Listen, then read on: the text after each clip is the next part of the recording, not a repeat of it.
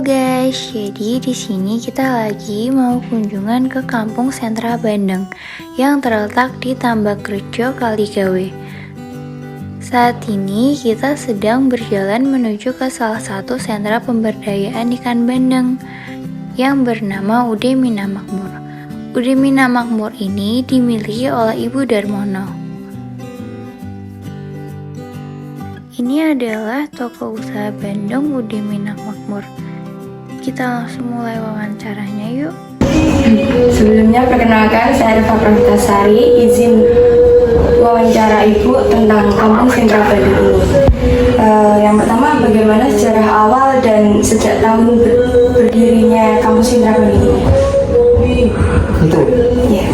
baik, akan saya ceritakan. Di sini ada Kampung Sentra Bandeng sejak tahun 80, tepatnya tanggal 25 Desember 1980. Di sini itu belum Kampung Sentra Bandeng, tapi kelompok wanita tani nelayan. Berjalan berkembangnya masa, hari, bulan, dan tahun, dari kelompok wanita tani nelayan jadi kelompok usaha bersama Mina Makmur. Kelompok usaha bersama berkembang jadi klaster bandeng, ya, pengolah bandeng. Berkembang tahun 2016 jadi kampung tematik. Ya, kampung tematik Bandeng mewakili Kecamatan Gayam Sari, mewakili Kota Semarang, bahwa di sini ada pengolah bandeng. Jadi kampung sentra bandeng di sini. Ya, di sini awal mulanya karena lingkungan sini itu tambak, jadi banyak petani tambak, petani nelayan, sehingga ibu-ibu kita rekrut, kita ajak untuk menjadi pengolah bandeng. Itu karena apa milih pengolah bandeng duri lunak atau presto? Karena olahan ini adalah menjadi ikon kota Semarang. Nah, wilayahnya tambak, hasilnya bandeng, diolah ibu-ibu rumah tangga, jadinya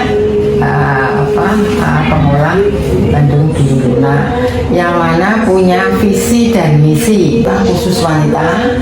Jadi kelompok usaha bersama Mina Makmur, terus jadi klaster bandeng, terus jadi kampung tematik bandeng, terus terakhir di tengah-tengah pandemi tahun 2021 jadi kelompok usaha bersama Global Milfish, yang artinya global itu kesatuan yang jadi satu, Milfish adalah ikan bandeng. Itu ya, sampai dengan sekarang. Setelah itu, apa yang Ibu pikirkan mengenai potensi terbesar di kampung ini? Potensi terbesar di kampung ini karena ibu-ibu itu banyak yang nganggur, bapaknya jadi petani tambak saat itu, atau sekarang jadi pekerja pabrikan atau usaha sendiri. Ibu-ibunya nganggur, kita ajak untuk pengolah bandeng, yang mana hasilnya itu bisa menambah pendapatan suami. Nah, karena pendapatan itu sesuai dengan visi dan misi itu bisa menyekolahkan anaknya, bisa kuliah, bisa nambah bikin meninggikan rumah dan lain sebagainya. Bagaimana Anda melihat peran pemerintah dalam pemberdayaan kampung sentra ini? Pemerintah melihat pemberdayaan wanita yang ada di sini, khususnya lewat PKK. Pemerintah sangat mendukung sekali dan memberikan pembinaan baik itu legalitas, baik itu kemasan, baik itu pemasaran, baik itu permodalan. Itu sangat dibantu oleh pemerintah. Nah, pemerintah bekerja sama yang saat ini pemerintah lewat BRI, lewat Kementerian Keuangan itu membina klaster ini. kerjasama atau keterlibatan pemerintah desa dengan pihak ketiga atau swasta dalam melakukan pemberdayaan? Ya harus terlibat karena dalam menyusun anggaran rumah tangga, anggaran dasar dan rumah tangga klaster ini atau kampung sentra ini yang mengesahkan adalah lurah. Karena kita itu milik lurah. Klaster itu atau kampung tematik atau sentra Bandeng itu miliknya Kelurahan Tambarjo. Apakah Anda menciptakan inovasi produk olahan Bandeng? Ya inovasi, tadinya hanya jual ikan segar, terus jadi ikan duri lunak, terus jadi ada otak-otak, ada otak-otak bandeng, ada pepes bandeng, ada bandeng duri lunak, ada galantin, ada tahu bakso, itu kan inovasi. Baik, saya lanjutkan. Bisa dijelaskan Bu bagaimana langkah-langkah cara pembuatan ikan bandeng? Kalau langkah-langkah pembuatan ikan bandeng itu ada nih ya, namanya alur produksi bandeng. Jadi bandeng datang dari supplier atau datang dari pasar ke sini, kita cuci, kita lihat spesifik bandeng segar yang baik itu kayak apa, matanya jernih, terus insangnya masih segar, bentuk teksturnya itu tidak lentur, tidak lembek lah, tapi lentur. Kalau berjejer gini itu berarti bandeng itu kurang bagus, sudah kena formalin, tapi lentur. Nah, tapi bukan lembek. Lentur sama lembek itu beda. Kalau lentur itu dia ya lentur lah. Lentur itu luwes ya. Lemesnya itu luwes, tapi kalau lembek itu benar-benar sudah tidak berdaya. Nah, itu sudah jelek, tidak kita gunakan. Kita sortir mana yang bagus, mana yang jelek. Habis itu cuci awal, habis itu dibelah jadi dua, dibersihkan dari isi perutnya semua, sama insangnya buang semua, item-itemnya buang, baru dicuci kedua. Setelah cuci kedua, pembumbuan. Nah, karena modelnya sini itu masaknya bukan perendaman, adalah pelumuran. Jadi dilumuri dengan bumbu yang sudah kita tentukan. Nah, ada garam, ada kunyit, ada lengkuas, ada jahe, ada kunyit, bawang putih. Nah, itu kita lumurkan, kita tata di atas loyang, kita kasih sekat daun pisang batu. Habis itu masuk ke autoklav. Setelah masuk ke autoklav, tersusun 9 susun, kita apikan pakai waktu 75 menit. Nah, tapi dengan tekanan 1,3 atm, suhunya 100 sampai 120. Nah, itu alurnya. Setelah itu matang, ditiris, dimasak, ditiris. Setelah ditiris masuk ruang tempat pendinginan, ditunggu sampai dinginnya 28 sampai 30 derajat. Habis itu baru dikemas. Kemas ada 2 macam, vacuum packing sama kemas biasa. Ada 2, baru didistribusikan, dijual ke konsumen. Setiap kali produksi biasanya menghasilkan berapa jumlah ikan bandeng? Satu tabung autoklav itu bisa 75 kilo. Kalau melihat ikannya, kalau sekilo isi 5 tinggal ngalikan 75. Kalau itu sekilo 1 ya berarti hanya 75 ekor. Kalau isinya sekilo itu 3, itu ya tinggal ngalikan 3 kali 75. Kalau isinya 2 kilo 5, berarti ya tinggal ngalikan 2 kilo kali 5 itu kali 75 kilo. Nah, itu hitungnya kapan? Untuk target pasarnya Bu? Kalau target pasar saya sebelum pandemi itu kita bisa mencapai ke Korea sama Indonesia. Nah, selama pandemi ini kita tidak bisa karena tidak ada permintaan di sana, dan memang ini untuk pemulihan itu lebih sulit daripada pemula. Kalau pemula hari ini saya masak 2 kilo habis, besok 3 kilo. Tapi kalau pemulihan dari awal sebelum pandemi itu 500 kilo, mau pulih setelah pemulihan tahun pertama itu langsung 500 kilo nggak mungkin. Baik, untuk yang terakhir, harga jual ikan bandeng itu untuk per buahnya berapa ya? Berapanya? Per buah, per ekornya. Per ekornya.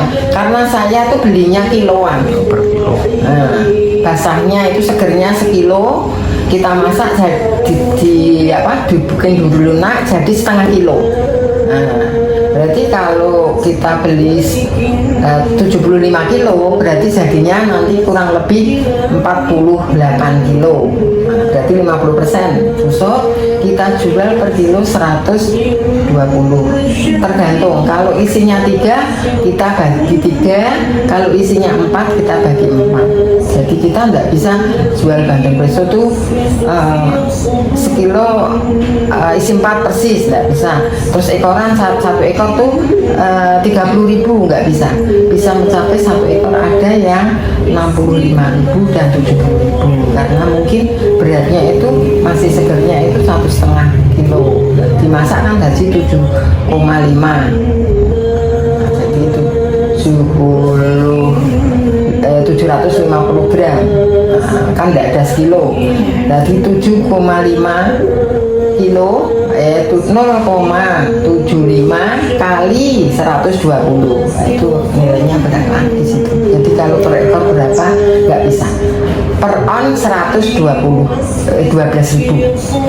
Baik, terima kasih Bu. Mohon maaf Bu, ini perkenalkan nama saya Ahmad Bilal Hamdani selaku Ahmad Bilal Hamdani dari SMA 11 tadi selaku kameramen dari kelompok saya.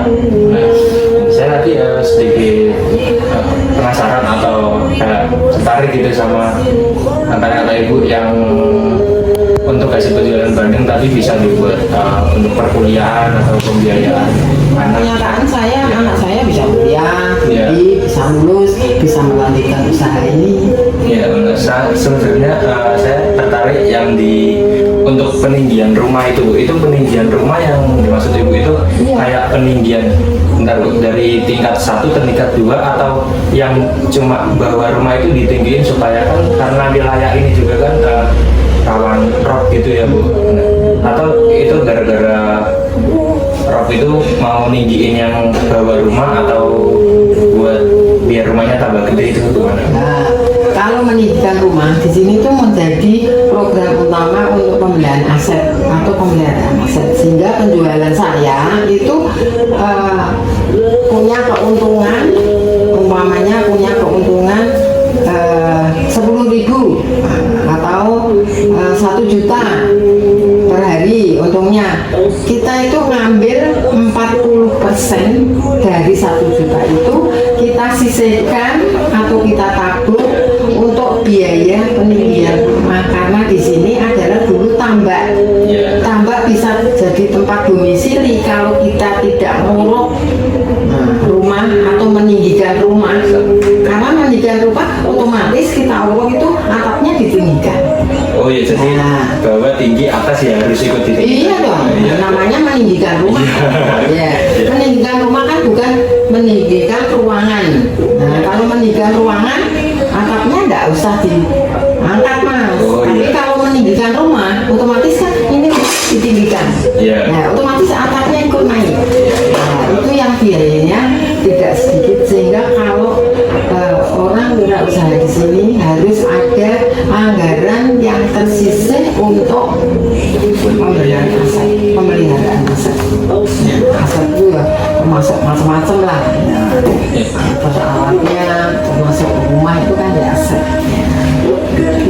Saya maaf tadi kan Ibu sempat bicara kalau tentang pembuatan bandeng itu Bu. Nah, apa pembuatan bandeng itu satu tempat sama tokonya apa itu di tempat lain Bu untuk proses pembuatannya? Itu, tanyanya itu. Iya. Kalau Mas melihat legalitas yang saya tampilkan di sini, legalitas itu adalah punya aturan tersendiri untuk pemasakan atau pengolahan bandeng. Jadi kalau saya masak bandeng atau produksi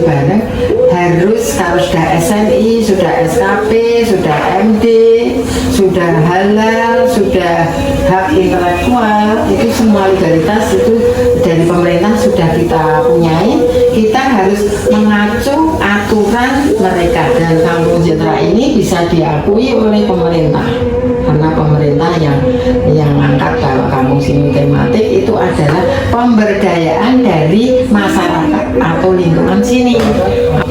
Proses produksinya itu tempat produksinya itu di mana Mas? Oh, di dekat sini. Dekat ini ruangan toko, ini kemasan primer, sekunder, baru produksi. Ada 11 kali 11 meter persegi. Nah, itu yang dari SNI, dari MD tidak bisa semua orang itu masuk kalau kita lagi produksi.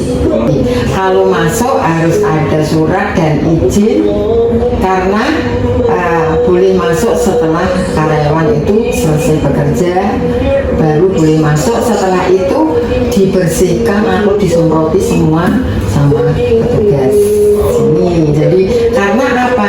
Kontaminasi silang akan terjadi di saat saya produksi.